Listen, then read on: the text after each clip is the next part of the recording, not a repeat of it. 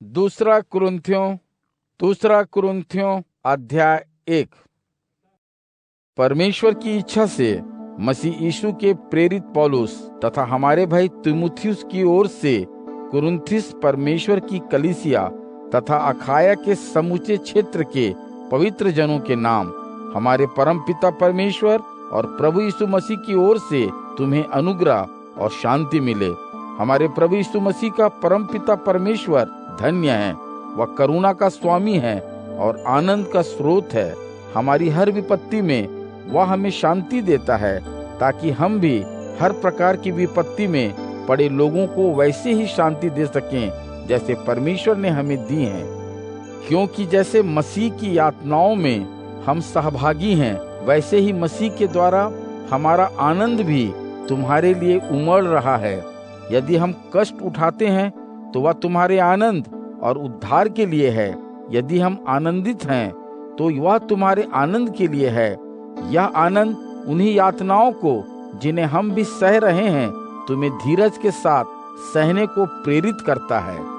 तुम्हारे विषय में हमें पूरी आशा है, क्योंकि हम जानते हैं कि जैसे हमारे कष्टों को तुम बांटते हो, वैसे ही हमारे आनंद में भी तुम्हारा भाग है। हे भाइयों, हम यह चाहते हैं कि तुम उन यातनाओं के बारे में जानो जो हमें एशिया में झेलनी पड़ी थी। वहाँ हम हमारी सहन शक्ति की सीमा से कहीं अधिक बोझ के तले दब गए थे, यहाँ तक कि हमें जीने तक की कोई आशा नहीं रह गई थी। हाँ, अपने अपने मन में हमें ऐसा लगता था जैसे हमें मृत्यु दंड दिया जा चुका है, ताकि हम अपने आप पर और अधिक भरोसा न रखकर उस परमेश्वर पर भरोसा करें जो मरे हुओं को भी फिर से जिला देता है। हमें उस भयानक मृत्यु से उसी ने बचाया और हमारी वर्तमान परिस्थितियों में भी वही हमें बचाता रहेगा। हमारी आशा उसी पर टिकी है, वही हमें आगे भी बचाएगा। यदि तुम भी हमारी ओर से प्रार्थना करके सहयोग दोगे तो हमें बहुत से लोगों की प्रार्थनाओं द्वारा परमेश्वर का जो अनुग्रह मिला है, उसके लिए बहुत से लोगों को हमारी ओर से धन्यवाद देने का कारण मिल जाएगा। हमें इसका गर्व है कि हम यह बात साफ मन से कह सकते हैं कि हमने इस जगत के साथ और खासकर तुम लोगों के साथ परमेश्वर के अनुग्रह के अनुरूप व्यवहार किया है। हमने उस सरलता और सच्चाई के साथ व्यवहार किया है जो परमेश्वर से मिलती है, न कि दुनियावी बुद्धि से। हाँ, इसलिए हम उसे छोड़ तुम्हें बस और कुछ नहीं लिख रहे हैं, जिससे तुम हमें पूरी तरह वैसे ही समझ लोगे जैसे तुमने हमें आंशिक रूप से समझा है। तुम हमारे लिए वैसे ही गर्व कर सकते हो जैसे हम तुम्हारे लिए उस दिन गर्व करेंगे जब हमारा प्रभु यीशु फिर आएगा। और इसी विश्वास के कारण मैंने पहले तुम्हारे पास आने की ठानी थी, ताकि तुम्हें दोबारा से आशीर्वाद का लाभ मिल सके। मैं सोचता हूँ कि मकिदुनिया जाते हुए तुमसे मिलूं, और जब मकिदुनिया से लौटूं तो फिर तुम्हारे पास जाऊं और फिर तुम्हारे द्वारा ही यहूदिया के लिए विदा किया जाऊं। मैंने जब ये योजनाएं बनाई थी तो मुझे कोई संशय नहीं था, या मैं जो योजनाएं बनाता हूँ तो क्या उन्हें सांसारिक ढंग से बनाता हूँ कि एक ही समय हाँ हाँ भी कहता रहूं और ना भी करता रहूं। परमेश्वर विश्वसनीय है और वह इसकी साक्षी देगा कि तुम्हारे प्रति हमारा जो वचन है एक साथ हाँ और ना नहीं कहता। क्योंकि तुम्हारे बीच जिस परमेश्वर के पुत्र यीशु मसीह का हमने यानी सिलवानुस, तीमुथियुस और मैंने प्रचार किया है, वह हाँ और ना दोनों एक साथ नहीं है, बल्कि उसके द्वारा एक चिरंतन हाँ की ही घोषणा की गई है। क्योंकि परमेश्वर ने जो अनंत प्रतिज्ञा की हैं, वे यीशु में सब के लिए हाँ बन जाती हैं। इसलिए हम उसके द्वारा भी जो आमीन कहते हैं, वह परमेश्वर की ही महिमा के लिए होता है। वह जो तुम्हें मसीह के व्यक्ति के रूप में हमारे साथ सुनिश्चित करता है और जिसने हमें भी अभिषेक किया है, वह परमेश्वर ही है, जिसने हम पर अपने स्वामित्व की मुहर लगाई और हमारे भीतर बयाने के रूप में वह पवित्र आत्मा दी, जो इस बात का आश्वासन है कि जो देने का वचन उसने हमें दिया है उसे वह हमें देगा। साक्षी के रूप में परमेश्वर की दुहाई देते हुए और अपने जीवन की शपथ लेते हुए मैं कहता हूँ कि मैं दोबारा कुरिन्थुस इसलिए नहीं आया था कि मैं तुम्हें पीड़ा से बचाना चाहता था। इसका अर्थ यह नहीं है कि हम तुम्हारे विश्वास पर काबू पाना चाहते हैं। तुम तो अपने विश्वास में अडिग हो, बल्कि बात यह है कि हम तो तुम्हारी प्रसन्नता के लिए तुम्हारे सहकर्मी हैं। दूसरा कुरिन्थियों अध्याय 2। इसलिए मैंने यह निश्चय कर लिया था कि तुम्हें फिर से दुख देने तुम्हारे पास न आऊं, क्योंकि यदि मैं तुम्हें दुखी करूंगा तो फिर भला ऐसा कौन होगा जो मुझे सुखी करेगा, सिवाय तुम्हें जिन्हें मैंने दुख दिया है। यही बात तो मैंने तुम्हें लिखी है कि जब मैं तुम्हारे पास आऊं तो जिनसे मुझे आनंद मिलना चाहिए उनके द्वारा मुझे दुख न पहुंचाया जाए, क्योंकि तुम सब में मेरा यह विश्वास रहा है कि मेरी प्रसन्नता में ही तुम सब प्रसन्न होगे, क्योंकि तुम्हें मैंने दुख भरे मन और वेदना के साथ आंसू बहा बहा कर यह लिखा है, पर तुम्हें दुखी करने के लिए नहीं, बल्कि इसलिए कि तुम्हारे प्रति जो मेरा प्रेम है वह कितना महान है तुम इसे जान सको। किंतु यदि किसी ने मुझे कोई दुख पहुंचाया है तो वह मुझे ही नहीं बल्कि किसी न किसी मात्रा में तुम सबको पहुंचाया है। ऐसे व्यक्ति को तुम्हारे समुदाय ने जो दंड दे दिया है वही पर्याप्त है। इसलिए तुम तो अब उसके विपरीत उसे क्षमा कर दो और उसे प्रोत्साहित करो, ताकि वह कहीं बढ़े चढ़े दुख में ही डूब ना जाए। इसलिए मेरी तुमसे विनती है कि तुम उसके प्रति अपने प्रेम को बढ़ाओ। या मैंने तुम्हें यह देखने के लिए लिखा है कि तुम परीक्षा में पूरे उतरते हो कि नहीं, और सब बातों में आज्ञाकारी रहोगे या नहीं। किंतु यदि तुम किसी को किसी बात के लिए क्षमा करते हो तो उसे मैं भी क्षमा करता हूँ। और जो कुछ मैंने क्षमा किया है, यदि कुछ क्षमा किया है तो वह मसीह की उपस्थिति में तुम्हारे लिए ही किया है, ताकि हम शैतान से मात न खा जाएं, क्योंकि उसकी चालों से हम अनजान नहीं हैं। जब मसीह के सुसमाचार का प्रचार करने के लिए मैं त्रोआस आया तो वहाँ मेरे लिए प्रभु का द्वार खुला हुआ था। अपने भाई तीतुस को वहाँ न पाकर मेरा मन बहुत व्याकुल था, सो उनसे विदा लेकर मैं मकिदुनिया को चल पड़ा। किंतु परमेश्वर धन्य है जो मसीह के द्वारा अपने विजय अभियान में हमें सदा राह दिखाता है और हमारे द्वारा हर कहीं अपने ज्ञान की सुगंध फैलाता है। क्योंकि उनके लिए जो अभी उद्धार की राह पर हैं और उनके लिए भी जो विनाश के मार्ग पर हैं, हम मसीह की परमेश्वर को समर्पित मधुर भीनी सुगंधित धूप हैं। किंतु उनके लिए जो विनाश के मार्ग पर हैं, यह मृत्यु की ऐसी दुर्गंध है जो मृत्यु की ओर ले जाती है। पर उनके लिए जो उद्धार के मार्ग पर बढ़ रहे हैं, यह जीवन की ऐसी सुगंध है जो जीवन की ओर अग्रसर करती है। किंतु इस काम के लिए सुपात्र कौन है? परमेश्वर के वचन को अपने लाभ के लिए उसमें मिलावट करके बेचने वाले बहुत से दूसरे लोगों जैसे हम नहीं हैं। नहीं, हम तो परमेश्वर के सामने परमेश्वर की ओर से भेजे हुए व्यक्तियों के समान मसीह में स्थित होकर सच्चाई के साथ बोलते हैं। दूसरा कुरिन्थियों अध्याय 3। इससे क्या ऐसा लगता है कि हम फिर से अपनी प्रशंसा अपने आप करने लगे हैं? अथवा क्या हमें तुम्हारे लिए या तुमसे परिचय पत्र लेने की आवश्यकता है, जैसा कि कुछ लोग करते हैं? निश्चय ही नहीं। हमारा पत्र तो तुम स्वयं हो, जो हमारे मन में लिखा है, जिसे सभी लोग जानते हैं और पढ़ते हैं। और तुम भी तो ऐसा ही दिखाते हो, मानो तुम मसीह का पत्र हो, जो हमारी सेवा का परिणाम है, जिसे स्याही से नहीं बल्कि सजीव परमेश्वर की आत्मा से लिखा गया है, जिसे पथरीली शिलाओं पर नहीं बल्कि मनुष्य के हृदय पटल पर लिखा गया है। हमें मसीह के कारण परमेश्वर के सामने ऐसा दावा करने का भरोसा है। ऐसा नहीं है कि हम अपने आप में इतने समर्थ हैं जो सोचने लगे हैं कि हम अपने आप से कुछ कर सकते हैं, बल्कि हमें सामर्थ्य तो परमेश्वर से मिलता है।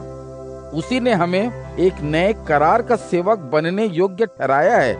यह कोई लिखित संहिता नहीं है, बल्कि आत्मा की वाचा है, क्योंकि लिखित संहिता तो मारती है, जबकि आत्मा जीवन देती है।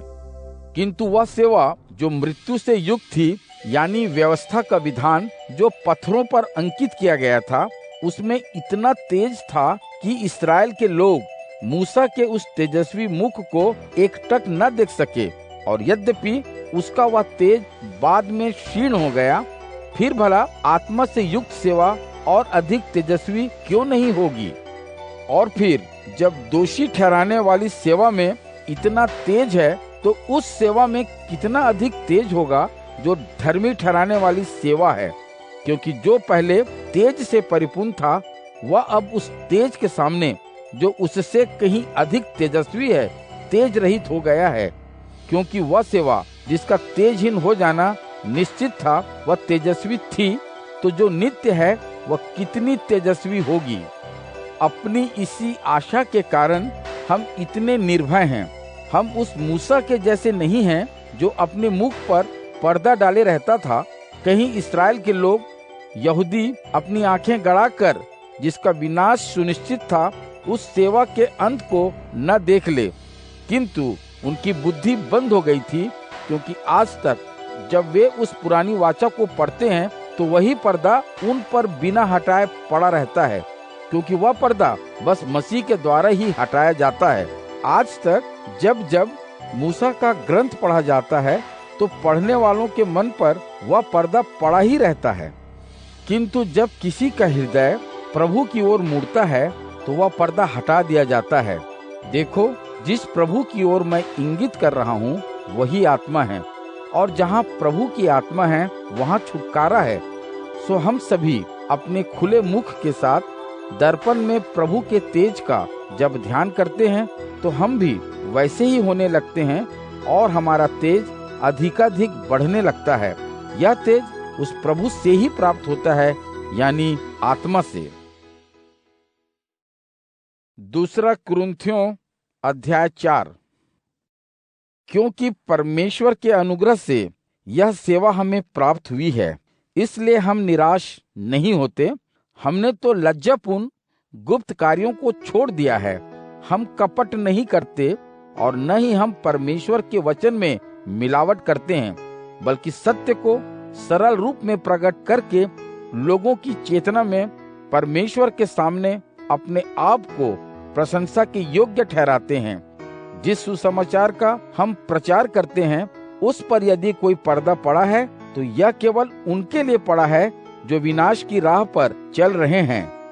इस युग के स्वामी शैतान ने इन अविश्वासियों की बुद्धि को अंधा कर दिया है, ताकि वे परमेश्वर के साक्षात प्रतिरूप मसीह की महिमा के सुसमाचार से फूट रहे प्रकाश को न देख पाएं। हम स्वयं अपना प्रचार नहीं करते, बल्कि प्रभु के रूप में मसीह यीशु का उपदेश देते हैं, और अपने बारे में तो यही कहते हैं कि हम यीशु के नाते तुम्हारे सेवक हैं।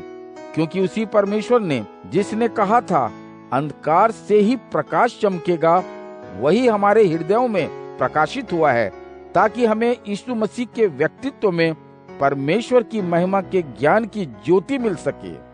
किंतु हम जैसे मिट्टी के पात्रों में यह संपत्ति इसलिए रखी गई है कि यह अलौकिक शक्ति हमारी नहीं, बल्कि परमेश्वर की सिद्ध हो। हम हर समय हर किसी प्रकार से कठिन दबाव में जीते हैं, किंतु हम कुचले नहीं गए हैं। हम घबराए हुए हैं, किंतु निराश नहीं हैं। हमें यातनाएं दी जाती हैं, किंतु हम छोड़े नहीं गए हैं। हम झुका दिए गए हैं, पर नष्ट नहीं हुए हैं। हम सदा अपनी देह में यीशु की मृत्यु को हर कहीं लिए रहते हैं, ताकि यीशु का जीवन भी हमारी देहों में स्पष्ट रूप से प्रकट हो। यीशु के कारण हम जीवितों को निरंतर मौत के हाथों सौंपा जाता है, ताकि यीशु का जीवन भी नाशवान शरीरों में स्पष्ट रूप से उजागर हो। इसी से मृत्यु हम में और जीवन तुम में सक्रिय है। शास्त्र में लिखा है, मैंने विश्वास किया था इसलिए मैं बोला। हम में भी विश्वास की वही आत्मा है और हम भी विश्वास करते हैं, इसलिए हम भी बोलते हैं, क्योंकि हम जानते हैं कि जिसने प्रभु यीशु को मरे हुओं में से जिलाकर उठाया, वह हमें भी उसी तरह जीवित करेगा जैसे उसने यीशु को जिलाया था, और हमें भी तुम्हारे साथ अपने सामने खड़ा करेगा। ये सब बातें तुम्हारे लिए ही की जा रही हैं, ताकि अधिक से अधिक लोगों में फैलती जा रही परमेश्वर का अनुग्रह परमेश्वर को महिमा मंडित करने वाले अधिकाधिक धन्यवाद देने में प्रतिफलित हो सकें। इसलिए हम निराश नहीं होते। यद्यपि हमारे भौतिक शरीर क्षीण होते जा रहे हैं, तो भी हमारी अंतरात्मा प्रतिदिन नई से नई होती जा रही है। हमारा पल भर का या छोटा मोटा दुख एक अनंत अतुलनीय महिमा पैदा कर रहा है। जो कुछ देखा जा सकता है, हमारी आंखें उस पर नहीं टिकी हैं, बल्कि अदृश्य पर टिकी हैं, क्योंकि जो देखा जा सकता है वह विनाशी है, जबकि जिसे नहीं देखा जा सकता वह अविनाशी है। दूसरा कुरिन्थियों अध्याय 5। क्योंकि हम जानते हैं कि हमारी यह काया अर्थात यह तंबू जिसमें हम इस धरती पर रहते हैं गिरा दिया जाए, तो हमें परमेश्वर की ओर से स्वर्ग में एक चिरस्थायी भवन मिल जाता है, जो मनुष्य के हाथों बना नहीं होता। सो हम जब तक इस आवास में हैं, हम रोते धोते रहते हैं और यही चाहते रहते हैं कि अपने स्वर्गीय भवन में जा बसें। निश्चय ही हमारी यह धारणा है कि हम उसे पाएंगे और फिर बेघर नहीं रहेंगे। हम में से वे जो इस तंबू यानी भौतिक शरीर में स्थित है, बोझ से दबे करा रहे हैं। कारण यह है कि हम इन वस्त्रों को त्यागना नहीं चाहते, बल्कि उनके ही ऊपर उन्हें धारण करना चाहते हैं, ताकि जो कुछ नाशवान है उसे अनंत जीवन निगल ले। जिसने हमें इस प्रयोजन के लिए ही तैयार किया है वह परमेश्वर ही है। उसी ने इस आश्वासन के रूप में कि अपने वचन के अनुसार वह हमको देगा, बयाने के रूप में हमें आत्मा दी है। हमें पूरा विश्वास है, क्योंकि हम जानते हैं कि जब तक हम अपनी देह में रह रहे हैं प्रभु से दूर हैं, क्योंकि हम विश्वास के सहारे जीते हैं, बस आंखों देखी के सहारे नहीं। हमें विश्वास है, इसी से मैं कहता हूँ कि हम अपनी देह को त्याग कर प्रभु के साथ रहने को अच्छा समझते हैं। इसी से हमारी यह अभिलाषा है कि हम चाहे उपस्थित रहें और चाहे अनुपस्थित उसे अच्छे लगते रहें। हम सबको अपने शरीर में स्थित रहकर भला या बुरा जो कुछ किया है उसका फल पाने के लिए मसीह के न्यायासन के सामने अवश्य उपस्थित होना होगा। इसलिए प्रभु से डरते हुए हम सत्य को ग्रहण करने के लिए लोगों को समझाते बुझाते हैं। हमारे और परमेश्वर के बीच कोई पर्दा नहीं है, और मुझे आशा है कि तुम भी हमें पूरी तरह जानते हो। हम तुम्हारे सामने फिर से अपनी कोई प्रशंसा नहीं कर रहे हैं, बल्कि तुम्हें एक अवसर दे रहे हैं कि तुम हम पर गर्व कर सको, ताकि जो प्रत्यक्ष दिखाई देने वाली वस्तु पर गर्व करते हैं, न कि उस पर जो कुछ उनके मन में है, उन्हें उसका उत्तर मिल सके। क्योंकि यदि हम दीवाने हैं तो परमेश्वर के लिए हैं, और यदि सयाने हैं तो वह तुम्हारे लिए है। हमारा नियंता तो मसीह का प्रेम है, क्योंकि हमने अपने मन में यह धार लिया है कि वह एक व्यक्ति मसीह सब लोगों के लिए मरा, अतः सभी मर गए। और वह सब लोगों के लिए मरा, क्योंकि जो लोग जीवित हैं वे अब आगे बस अपने ही लिए न जीते रहें, बल्कि उसके लिए जिएं जो मरने के बाद फिर जीवित कर दिया गया। परिणाम स्वरूप अब से आगे हम किसी भी व्यक्ति को सांसारिक दृष्टि से न देखें। यद्यपि एक समय हमने मसीह को भी सांसारिक दृष्टि से देखा था, कुछ भी हो अब हम उसे उस प्रकार नहीं देखते। इसलिए यदि कोई मसीह में स्थित है तो अब वह परमेश्वर की नई सृष्टि का अंग है। पुरानी बातें जाती रही हैं, सब कुछ नया हो गया है। और फिर ये सब बातें उस परमेश्वर की ओर से हुआ करती हैं जिसने हमें मसीह के द्वारा अपने में मिला लिया है और लोगों को परमेश्वर से मिलाप का काम हमें सौंपा है। हमारा संदेश है कि परमेश्वर लोगों के पापों की अनदेखी करते हुए मसीह के द्वारा उन्हें अपने में मिला रहा है और उसी ने मनुष्य को परमेश्वर से मिलाने का संदेश हमें सौंपा है। इसलिए हम मसीह के प्रतिनिधि के रूप में काम कर रहे हैं, मानो परमेश्वर हमारे द्वारा तुम्हें चेता रहा है। मसीह की ओर से हम तुमसे विनती करते हैं कि परमेश्वर के साथ मिल जाओ। जो पाप रहित है उसे उसने इसलिए पाप बलि बनाया कि हम उसके द्वारा परमेश्वर के सामने नेक ठहराए जाएं। दूसरा कुरिन्थियों अध्याय 6। परमेश्वर के कार्य में साथ साथ काम करने के नाते हम तुम लोगों से आग्रह करते हैं कि परमेश्वर का जो अनुग्रह तुम्हें मिला है उसे व्यर्थ मत जाने दो, क्योंकि उसने कहा है, मैंने उचित समय पर तेरी सुन ली और मैं उद्धार के दिन तुझे सहारा देने आया। देखो उचित समय यही है, देखो उद्धार का दिन यही है। हम किसी के लिए कोई विरोध उपस्थित नहीं करते जिससे हमारे काम में कोई कमी आए, बल्कि परमेश्वर के सेवक के रूप में हम हर तरह से अपने आप को अच्छा सिद्ध करते रहते हैं, धैर्य के साथ सब कुछ सहते हुए, यातनाओं के बीच, विपत्तियों के बीच, कठिनाइयों के बीच, मार खाते हुए, बंदी गृहों में रहते हुए, अशांति के बीच परिश्रम करते हुए, रातों रात पलक भी न झपकाकर भूखे रहकर अपनी पवित्रता, ज्ञान और धैर्य से अपनी दयालुता, पवित्र आत्मा के वरदानों और सच्चे प्रेम, अपने सच्चे संदेश और परमेश्वर की शक्ति से नेकी को ही अपने दाएं बाएं हाथों में ढाल के रूप में लेकर हम आदर और निरादर के बीच, अपमान और सम्मान में अपने को उपस्थित करते रहते हैं। हमें ठग समझा जाता है, यद्यपि हम सच्चे हैं। हमें गुमनाम समझा जाता है, जबकि हमें सभी जानते हैं। हमें मरते हुओं सा जाना जाता है, पर देखो हम तो जीवित हैं। हमें दंड भोगते हुओं सा जाना जाता है, तब भी देखो हम मृत्यु को नहीं सौंपे जा रहे हैं। हमें शोक से व्याकुल समझा जाता है, जबकि हम तो सदा ही प्रसन्न रहते हैं। हम दिनहीनों के रूप में जाने जाते हैं, जबकि हम बहुतों को वैभवशाली बना रहे हैं। लोग समझते हैं हमारे पास कुछ नहीं है, जबकि हमारे पास तो सब कुछ है। हे कुरिन्थियों, हमने तुमसे पूरी तरह खुलकर बातें की हैं। तुम्हारे लिए हमारा मन खुला है, हमारा प्रेम तुम्हारे लिए कम नहीं हुआ है, किंतु तुमने हमसे प्यार करना रोक दिया है। तुम्हें अपना बच्चा समझते हुए मैं कह रहा हूँ कि बदले में अपना मन तुम्हें भी हमारे लिए पूरी तरह खुला रखना चाहिए। अविश्वासियों के साथ बेमेल संगत मत करो, क्योंकि नेकी और बुराई की भला कैसी समानता, या प्रकाश और अंधेरे में भला मित्रता कैसे हो सकती है। ऐसे ही मसीह का शैतान से कैसा तालमेल, अथवा अविश्वासी के साथ विश्वासी का कैसा साझा।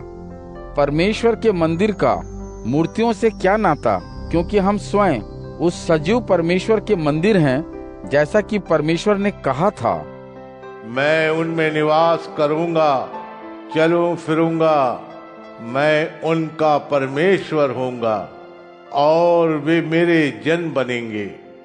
इसलिए तुम उनमें से बाहर आ जाओ, उनसे अपने को अलग करो।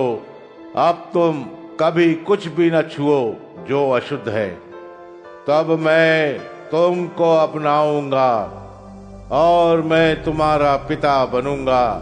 तुम मेरे पुत्र और पुत्री होगे, सर्वशक्तिमान प्रभु यह कहता है। दूसरा कुरिन्थियों अध्याय 7।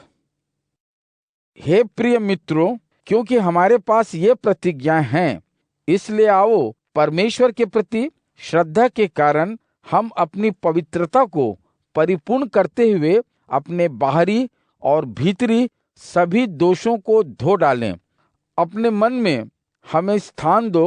हमने किसी का भी कुछ बिगाड़ा नहीं है, हमने किसी को भी ठेस नहीं पहुंचाई है। हमने किसी के साथ छल नहीं किया है। मैं तुम्हें नीचा दिखाने के लिए ऐसा नहीं कह रहा हूँ, क्योंकि मैं तुम्हें बता ही चुका हूँ कि तुम तो हमारे मन में बसते हो, यहाँ तक कि हम तुम्हारे साथ मरने को या जीने को तैयार हैं। मैं तुम पर भरोसा रखता हूँ, तुम पर मुझे बड़ा गर्व है। मैं सुख चैन से हूँ। अपनी सभी यातनाएं झेलते हुए मुझ में आनंद उमड़ता रहता है। जब हम मकिदुनिया आए थे तब भी हमें आराम नहीं मिला था, बल्कि हमें तो हर प्रकार के दुख उठाने पड़े थे, बाहर झगड़ों से और मन के भीतर डर से। किंतु दिन दुखियों को सुखी करने वाले परमेश्वर ने तीतुस को यहाँ पहुंचाकर हमें सांत्वना दी है, और वह भी केवल उसके यहाँ पहुंचने से नहीं, बल्कि इससे हमें और अधिक सांत्वना मिली कि तुमने उसे कितना सुख दिया था। उसने हमें बताया कि हमसे मिलने को तुम कितने व्याकुल हो, तुम्हें हमारी कितनी चिंता है। इससे हम और भी प्रसन्न हुए। यद्यपि अपने पत्र से मैंने तुम्हें दुख पहुंचाया है, किंतु फिर भी मुझे उसके लिखने का खेद नहीं है। चाहे पहले मुझे इसका दुख हुआ था, किंतु अब मैं देख रहा हूँ कि उस पत्र से तुम्हें बस पल भर को ही दुख पहुंचा था। सो अब मैं प्रसन्न हूँ, इसलिए नहीं कि तुमको दुख पहुंचा था, बल्कि इसलिए कि उस दुख के कारण ही तुमने पछतावा किया। तुम्हें वह दुख परमेश्वर की ओर से ही हुआ था, ताकि तुम्हें हमारे कारण कोई हानि न पहुंच पाए। क्योंकि वह दुख जिसे परमेश्वर देता है एक ऐसे मन फिराव को जन्म देता है जिसके लिए पछताना नहीं पड़ता, और जो मुक्ति दिलाता है। किंतु वह दुख जो सांसारिक होता है उससे तो बस मृत्यु जन्म लेती है। देखो, यह दुख जिसे परमेश्वर ने दिया है उसने तुम में कितना उत्साह जगा दिया है। अपने भोलेपन की कितनी प्रतिरक्षा, कितना आक्रोश, कितनी आकुलता, हमसे मिलने की कितनी बेचैनी, कितना साहस, पापी के प्रति न्याय चुकाने की कैसी भावना पैदा कर दी है। तुमने हर बात में यह दिखा दिया है कि इस बारे में तुम कितने निर्दोष थे। सो यदि मैंने तुम्हें लिखा था तो उस व्यक्ति के कारण नहीं जो अपराधी था, और न ही उसके कारण जिसके प्रति अपराध किया गया था, बल्कि इसलिए लिखा था कि परमेश्वर के सामने हमारे प्रति तुम्हारी चिंता का तुम्हें बोध हो जाए। इससे हमें प्रोत्साहन मिला है। हमारे इस प्रोत्साहन के अतिरिक्त तीतुस के आनंद से हम और अधिक आनंदित हुए, क्योंकि तुम सब के कारण उसकी आत्मा को चैन मिला है। तुम्हारे लिए मैंने उससे जो बढ़ चढ़कर बातें की थी, उसके लिए मुझे लजाना नहीं पड़ा है, बल्कि हमने जैसे तुमसे सब कुछ सच सच कहा था, वैसे ही तुम्हारे बारे में हमारा गर्व तीतुस के सामने सत्य सिद्ध हुआ है। वह जब यह याद करता है कि तुम सब ने किस प्रकार उसकी आज्ञा मानी और डर से थरथर कांपते हुए तुमने कैसे उसको अपनाया, तो तुम्हारे प्रति उसका प्रेम और भी बढ़ जाता है। मैं प्रसन्न हूँ कि मैं तुम में पूरा भरोसा रख सकता हूँ। दूसरा कुरिन्थियों अध्याय 8। देखो है भाइयों, अब हम यह चाहते हैं कि तुम परमेश्वर के उस अनुग्रह के बारे में जानो जो मकुदुनिया क्षेत्र की कलीसियाओं पर किया गया है। मेरा अभिप्राय यह है कि यद्यपि उनकी कठिन परीक्षा ली गई, तो भी वे प्रसन्न रहे, और अपनी गहन दरिद्रता के रहते हुए भी उनकी संपूर्ण उदारता उमड़ पड़ी। मैं प्रमाणित करता हूँ कि उन्होंने जितना दे सकते थे दिया। इतना ही नहीं, बल्कि अपने सामर्थ्य से भी अधिक मन भर के दिया। वे बड़े आग्रह के साथ संत जनों की सहायता करने में हमें सहयोग देने को विनय करते रहे। उनसे जैसी हमें आशा थी वैसे नहीं, बल्कि पहले अपने आप को प्रभु को समर्पित किया, और फिर परमेश्वर की इच्छा के अनुकूल वे हमें अर्पित हो गए। इसलिए हमने तीतुस से प्रार्थना की कि जैसे वह अपने कार्य का प्रारंभ कर ही चुका है, वैसे ही इस अनुग्रह के कार्य को वह तुम्हारे लिए करे। और जैसे कि तुम हर बात में, यानी विश्वास में, वाणी में, ज्ञान में अनेक प्रकार के उपकार करने में और हमने तुम्हें जिस प्रेम की शिक्षा दी है उस प्रेम में भरपूर हो, वैसे ही अनुग्रह के इस कार्य में भी भरपूर हो जाओ। यह मैं आज्ञा के रूप में नहीं कह रहा हूँ, बल्कि अन्य व्यक्तियों के मन में तुम्हारे लिए जो तीव्रता है उस प्रेम की सच्चाई को प्रमाणित करने के लिए ऐसा कह रहा हूँ। क्योंकि हमारे प्रभु यीशु मसीह के अनुग्रह से तुम परिचित हो। तुम यह जानते हो कि धनी होते हुए भी तुम्हारे लिए वह निर्धन बन गया, ताकि उसकी निर्धनता से तुम मालामाल हो जाओ। इस विषय में मैं तुम्हें अपनी सलाह देता हूँ। तुम्हें यह शोभा देता है तुम पिछले साल न केवल दान देने की इच्छा में सबसे आगे थे, बल्कि दान देने में भी सबसे आगे रहे।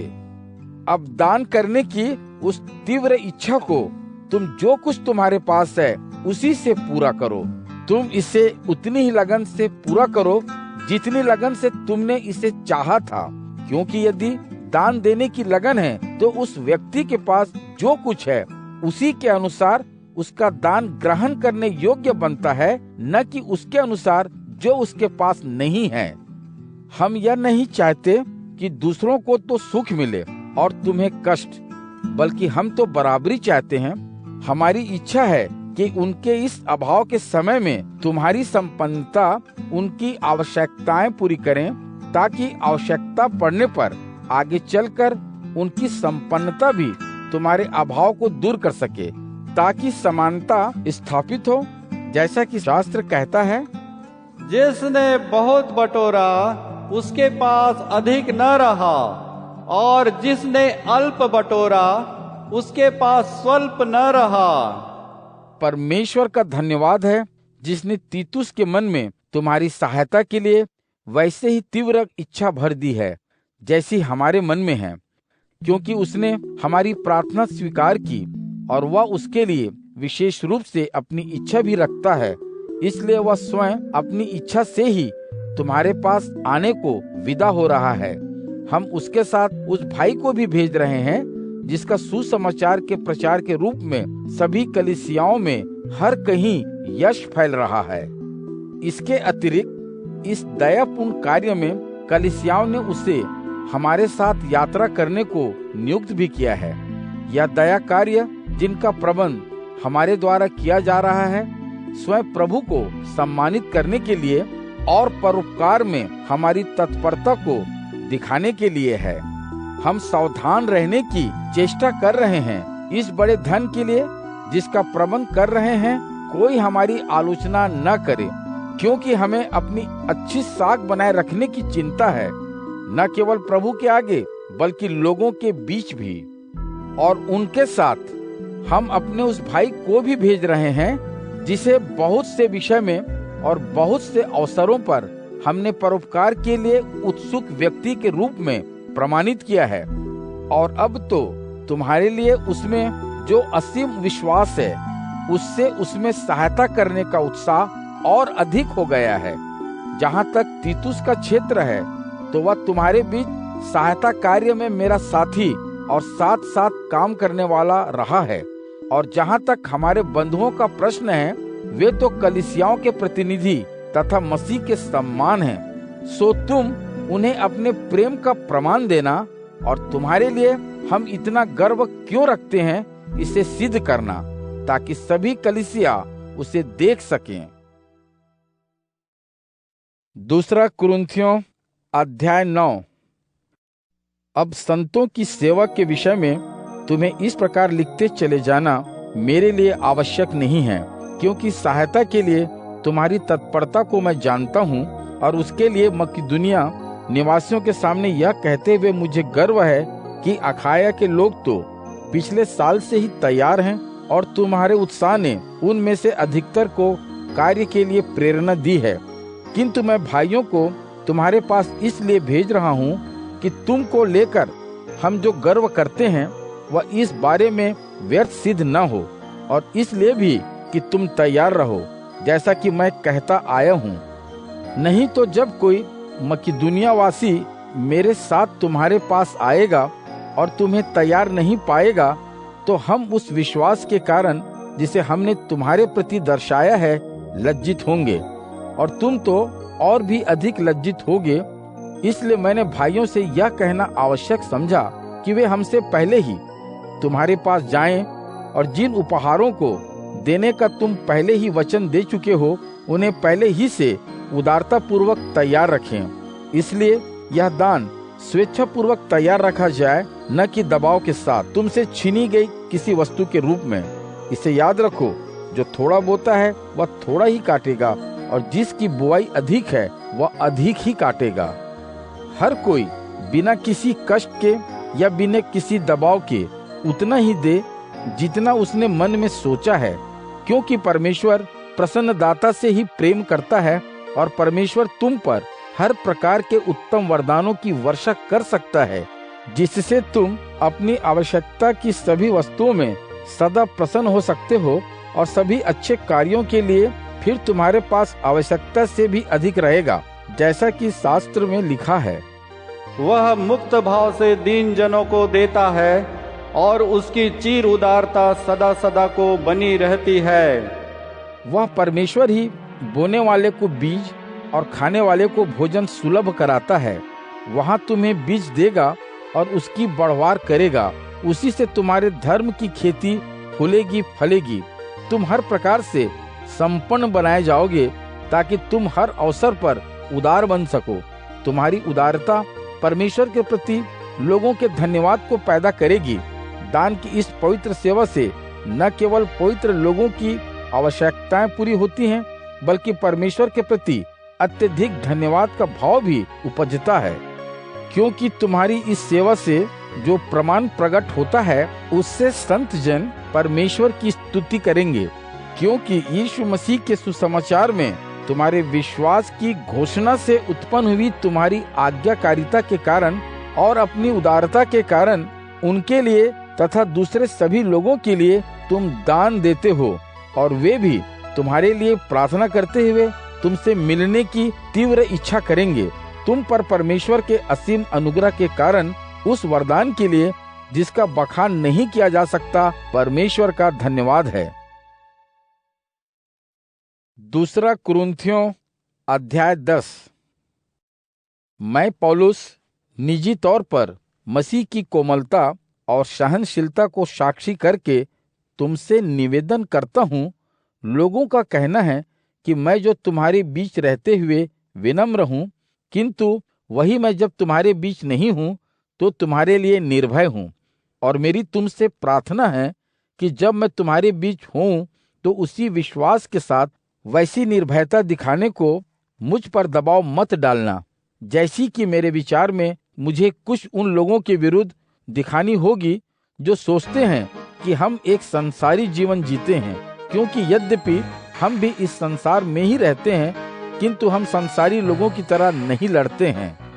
क्योंकि जिन शास्त्रों से हम युद्ध लड़ते हैं वे सांसारिक नहीं हैं, बल्कि उनमें गढ़ों को तहस नहस कर डालने के लिए परमेश्वर की शक्ति निहित है। और उन्हीं शस्त्रों से हम लोगों के तर्कों का और उस प्रत्येक अवरोध का जो परमेश्वर के ज्ञान के विरुद्ध खड़ा है खंडन करते हैं। जब तुम में पूरी आज्ञाकारिता है तो हम हर प्रकार की अनाज्ञा को दंड देने के लिए तैयार हैं। तुम्हारे सामने जो तथ्य हैं उन्हें देखो। यदि कोई अपने मन में यह मानता है कि वह मसीह का है तो वह अपने बारे में फिर से याद करे कि वह भी उतना ही मसीह का है जितना कि हम हैं। और यदि मैं अपने उस अधिकार के विषय में कुछ और गर्व करूं जिसे प्रभु ने हमें तुम्हारे विनाश के लिए नहीं बल्कि आध्यात्मिक निर्माण के लिए दिया है, तो इसके लिए मैं लज्जित नहीं हूँ। मैं अपने पर नियंत्रण रखूंगा कि अपने पत्रों के द्वारा तुम्हें भयभीत करने वाले के रूप में न दिखूं। मेरे विरोधियों का कहना है पौलुस के पत्र तो भारी भरकम और प्रभावपूर्ण होते हैं, किंतु मेरा व्यक्तित्व दुर्बल और वाणी अर्थहीन है। किंतु ऐसे कहने वाले व्यक्ति को समझ लेना चाहिए कि तुम्हारे बीच न रहते हुए जब हम अपने पत्रों में कुछ लिखते हैं तो उसमें और तुम्हारे बीच रहते हुए हम जो कर्म करते हैं उनमें कोई अंतर नहीं है। हम उन कुछ लोगों के साथ अपनी तुलना करने का साहस नहीं करते जो अपने आप को बहुत महत्वपूर्ण मानते हैं, किंतु जब वे अपने को एक दूसरे से नापते हैं और परस्पर अपनी तुलना करते हैं तो वे यह दर्शाते हैं कि वे नहीं जानते कि वे कितने मूर्ख हैं। जो भी हो, हम उचित सीमाओं से बाहर बढ़ चढ़कर बात नहीं करेंगे, बल्कि परमेश्वर ने हमारी गतिविधियों की जो सीमाएं हमें सौंपी हैं, हम उन्हीं में रहते हैं और वे सीमाएं तुम तक पहुंचती हैं। हम अपनी सीमा का उल्लंघन नहीं कर रहे हैं, जैसा कि यदि हम तुम तक नहीं पहुंच पाते तो हो जाता, किंतु तुम तक यीशु मसीह का सुसमाचार लेकर हम तुम्हारे पास सबसे पहले पहुंचे हैं। अपनी उचित सीमा से बाहर जाकर किसी दूसरे व्यक्ति के काम पर हम गर्व नहीं करते, किंतु हमें आशा है कि तुम्हारा विश्वास जैसे जैसे बढ़ेगा तो वैसे वैसे ही हमारी गतिविधियों के क्षेत्र के साथ तुम्हारे बीच हम भी व्यापक रूप से फैलेंगे। इससे तुम्हारे क्षेत्र से आगे भी हम सुसमाचार का प्रचार कर पाएंगे। किसी अन्य को जो काम सौंपा गया था, उस क्षेत्र में अब तक जो काम हो चुका है, हम उसके लिए शेखी नहीं बघारते। जैसा कि शास्त्र कहता है, जिसे गर्व करना है वह प्रभु ने जो कुछ किया है उसी पर गर्व करे, क्योंकि अच्छा वही माना जाता है जिसे प्रभु अच्छा स्वीकारता है, न कि वह जो अपने आप को स्वयं अच्छा समझता है। दूसरा कुरिन्थियों अध्याय 11। काश तुम मेरी थोड़ी सी मूर्खता सह लेते। हाँ, तुम उसे सही लो, क्योंकि मैं तुम्हारे लिए ऐसी सजगता के साथ जो परमेश्वर से मिलती है सजग हूँ। मैंने तुम्हारी मसीह से सगाई करा दी है, ताकि तुम्हें एक पवित्र कन्या के समान उसे अर्पित कर सकूं। किंतु मैं डरता हूँ कि कहीं जैसे उस सर्प ने हव्वा को अपने कपट से भ्रष्ट कर दिया था, वैसे ही कहीं तुम्हारा मन भी उस एकनिष्ठ भक्ति और पवित्रता से जो हमें मसीह के प्रति रखनी चाहिए भटका न दिया जाए।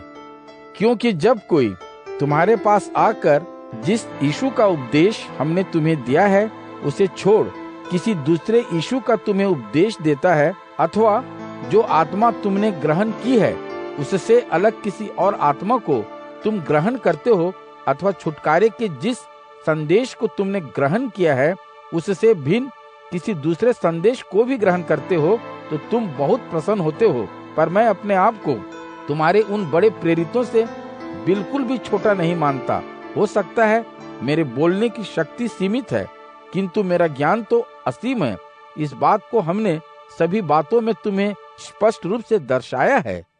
और फिर मैंने मुफ्त में सुसमाचार का उपदेश देकर तुम्हें ऊंचा उठाने के लिए अपने आप को झुकाते हुए क्या कोई पाप किया है? मैंने दूसरी कलीसियाओं से अपना पारिश्रमिक लेकर उन्हें लूटा है, ताकि मैं तुम्हारी सेवा कर सकूं। और जब मैं तुम्हारे साथ था तब भी आवश्यकता पड़ने पर मैंने किसी पर बोझ नहीं डाला, क्योंकि मकिदुनिया से आए भाइयों ने मेरी आवश्यकताएं पूरी कर दी थीं। मैंने हर बात में अपने आप को तुम पर न बोझ बनने दिया है और न बनने दूंगा। और क्योंकि मुझ में मसीह का सत्य निवास करता है, इसलिए अखाया के समूचे क्षेत्र में मुझे बढ़ चढ़कर बोलने से कोई नहीं रोक सकता। भला क्यों? क्या इसलिए कि मैं तुम्हें प्यार नहीं करता? परमेश्वर जानता है मैं तुमसे प्यार करता हूँ, किंतु जो मैं कर रहा हूँ उसे तो करता ही रहूंगा, ताकि उन तथाकथित प्रेरितों के गर्व को, जो गर्व करने का कोई ऐसा बहाना चाहते हैं जिससे वे भी उन कामों में हमारे बराबर समझे जा सकें जिनका उन्हें गर्व है, मैं उनके उस गर्व को समाप्त कर सकूं। ऐसे लोग नकली प्रेरित हैं, वे छली हैं, वे मसीह के प्रेरित होने का ढोंग करते हैं। इसमें कोई अचरज नहीं है, क्योंकि शैतान भी तो परमेश्वर के दूत का रूप धारण कर लेता है। इसलिए यदि उसके सेवक भी नेकी के सेवकों का स्वरूप धर लें तो इसमें क्या बड़ी बात है, किंतु अंत में उन्हें अपनी करनी के अनुसार फल तो मिलेगा ही। मैं फिर दोहराता हूँ कि मुझे कोई मूर्ख न समझे, किंतु यदि फिर भी तुम ऐसे समझते हो तो मुझे मूर्ख बनाकर ही स्वीकार करो, ताकि मैं भी कुछ गर्व कर सकूं। अब यह जो मैं कह रहा हूँ वह प्रभु के अनुसार नहीं कर रहा हूँ, बल्कि एक मूर्ख के रूप में गर्वपूर्ण विश्वास के साथ कह रहा हूँ, क्योंकि बहुत से लोग अपने सांसारिक जीवन पर ही गर्व करते हैं, फिर तो मैं भी गर्व करूंगा। और फिर तुम तो इतने समझदार हो कि मूर्खों की बातें प्रसन्नता के साथ सह लेते हो। क्योंकि यदि कोई तुम्हें दास बनाए, तुम्हारा शोषण करे, तुम्हें किसी जाल में फंसाए, अपने को तुमसे बड़ा बनाए अथवा तुम्हारे मुंह पर थप्पड़ मारे, तो तुम उसे सह लेते हो। मैं लज्जा के साथ कह रहा हूँ, हम बहुत दुर्बल रहे हैं। यदि कोई व्यक्ति किसी वस्तु पर गर्व करने का साहस करता है, तो वैसा ही साहस मैं भी करूंगा। मैं मूर्खता पूर्वक कह रहा हूँ, इब्रानी वे ही तो नहीं हैं, मैं भी हूँ। इस्राएली वे ही तो नहीं हैं, मैं भी हूँ। इब्राहिम की संतान वे ही तो नहीं हैं, मैं भी हूँ। क्या वे ही मसीह के सेवक हैं? एक सनकी की तरह मैं यह कहता हूँ कि मैं तो उससे भी बड़ा मसीह का दास हूँ। मैंने बहुत कठोर परिश्रम किया है। मैं बार बार जेल गया हूँ, मुझे बार बार पीटा गया है। अनेक अवसरों पर मेरा मौत से सामना हुआ है। 5 बार मैंने यहूदियों से एक कम 40-40 कोड़े खाए हैं। मैं 3-3 बार लाठियों से पीटा गया हूँ। एक बार तो मुझ पर पथराव भी किया गया। 3 बार मेरा जहाज डूबा। एक दिन और एक रात मैंने समुद्र के गहरे जल में बिताई। मैंने भयानक नदियों, खूंखार डाकुओं, स्वयं अपने लोगों, विधर्मियों, नगरों, ग्रामों, समुद्रों और दिखौटी बंधुओं के संकटों के बीच अनेक यात्राएं की हैं। मैंने कड़ा परिश्रम करके थकावट से चूर होकर जीवन जिया है। अनेक अवसरों पर मैं सो तक नहीं पाया हूँ। भूखा और प्यासा रहा हूँ। प्रायः मुझे खाने तक को नहीं मिल पाया है। बिना कपड़ों के ठंड में ठिठुरता रहा हूँ। और अब और अधिक क्या कहूँ, मुझ पर सभी कलीसियाओं की चिंता का भार भी प्रतिदिन बना रहा है। किसकी दुर्बलता मुझे शक्तिहीन नहीं कर देती है, और किसके पाप में फंसने से मैं बेचैन नहीं होता हूँ। यदि मुझे बढ़ चढ़कर बातें करनी ही हैं, तो मैं उन बातों को करूँगा जो मेरी दुर्बलता की हैं। परमेश्वर और प्रभु यीशु का परमपिता, जो सदा ही धन्य है, जानता है कि मैं कोई झूठ नहीं बोल रहा हूँ।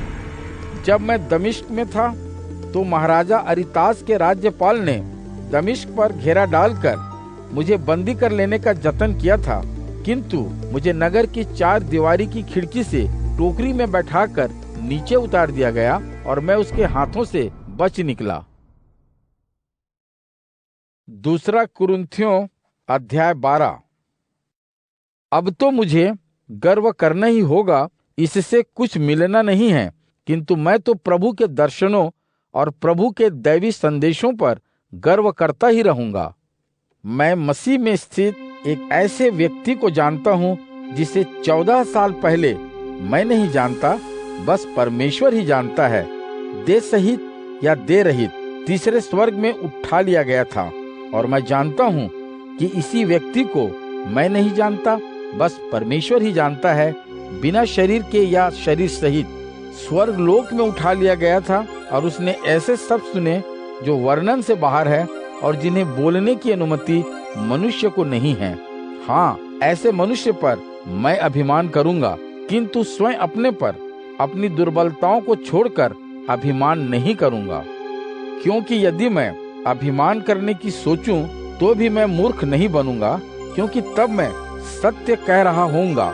किंतु तुम्हें मैं इससे बचाता हूँ, ताकि कोई मुझे जैसा करते देखता है या कहते सुनता है, उससे अधिक श्रेय न दे। असाधारण दैवी संदेशों के कारण मुझे कोई गर्व न हो जाए। इसलिए एक कांटा मेरी देह में चुभाया गया है, जो शैतान का दूत है। वह मुझे दुखता रहता है, ताकि मुझे बहुत अधिक घमंड न हो जाए।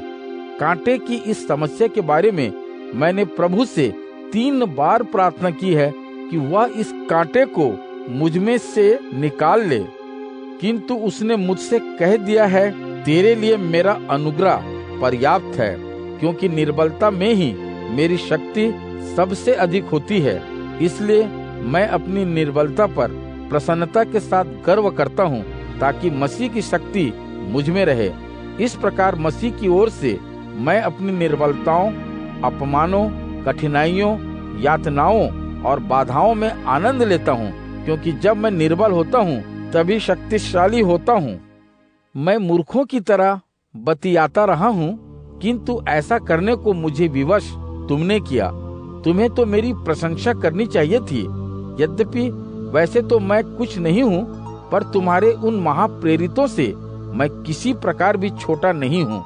किसी को प्रेरित सिद्ध करने वाले आश्चर्यपूर्ण संकेत, अद्भुत कर्म और आश्चर्य कर्म भी तुम्हारे बीच धीरज के साथ प्रकट किए गए हैं। मैंने हर प्रकार की यातना झेली है, चाहे संकेत हो, चाहे कोई चमत्कार या आश्चर्य कर्म। तुम दूसरी कलीसियाओं से किस दृष्टि से कम हो, सिवाय इसके कि मैं तुम पर किसी प्रकार भी कभी भार नहीं बना हूँ। मुझे इसके लिए क्षमा करो।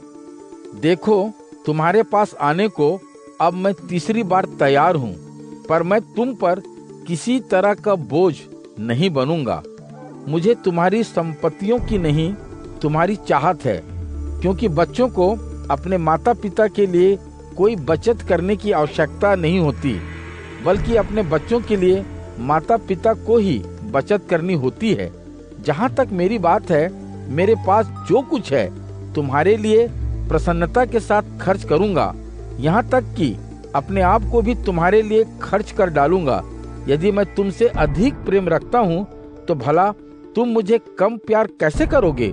हो सकता है मैंने तुम पर कोई बड़ा बोझ न डाला हो, किंतु तुम्हारा कहना है मैं कपटी था, मैंने तुम्हें अपनी चालाकी से फंसा लिया। क्या जिन लोगों को मैंने तुम्हारे पास भेजा था उनके द्वारा तुम्हें छला था?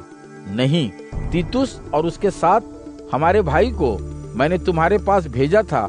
क्या उसने तुम्हें कोई धोखा दिया? नहीं। क्या हम उसी निष्कपट आत्मा से नहीं चलते रहे? क्या हम उन्हीं चरण चिन्हों पर नहीं चले? अब तुम क्या यह सोच रहे हो कि एक लंबे समय से हम तुम्हारे सामने अपना पक्ष रख रहे हैं, किंतु हम तो परमेश्वर के सामने मसीह के अनुयायी के रूप में बोल रहे हैं। मेरे प्रिय मित्रों, हम जो कुछ भी कर रहे हैं वह तुम्हें आध्यात्मिक रूप से शक्तिशाली बनाने के लिए है, क्योंकि मुझे भय है कि कहीं जब मैं तुम्हारे पास आऊं तो तुम्हें वैसा न पाऊं जैसा पाना चाहता हूं, और तुम भी मुझे वैसा न पाओ जैसा मुझे पाना चाहते हो। मुझे भय है कि तुम्हारे बीच मुझे कहीं आपसी झगड़े, ईर्ष्या, क्रोधपूर्ण कहासुनी, व्यक्तिगत षड्यंत्र, अपमान, कानाफूसी, हेकड़पन और अव्यवस्था न मिले। मुझे डर है कि जब मैं फिर तुमसे मिलने आऊं तो तुम्हारे सामने मेरा परमेश्वर कहीं मुझे लज्जित न करे और मुझे उन बहुतों के लिए विलाप न करना पड़े जिन्होंने पहले पाप किए हैं और अपवित्रता, व्यभिचार तथा भोग विलास में डूबे रहने के लिए पछतावा नहीं किया है। दूसरा कुरिन्थियों अध्याय 13। यह तीसरा अवसर है जब मैं तुम्हारे पास आ रहा हूँ। शास्त्र कहता है, हर बात की पुष्टि 2 या 3 गवाहियों की साक्षी पर की जाएगी।